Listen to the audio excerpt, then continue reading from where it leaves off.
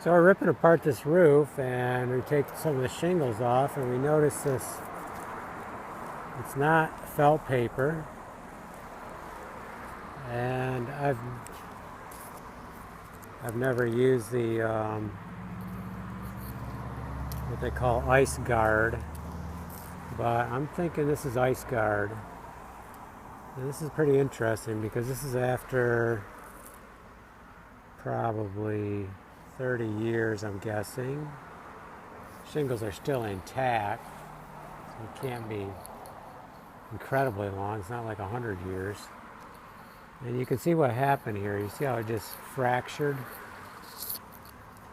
So that brings up a good point. You know, I've seen some places where they think you should put ice guard underneath slate.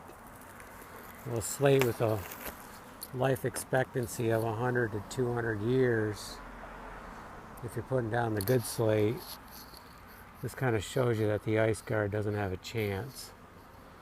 So you're really just putting it down for the fun of it. Probably causes more damage than anything else because it's black and it's just sucking up the heat. Plus it's stopping your roof from breathe. So as you can tell, I'm pretty much against it, and this just helps confirm that.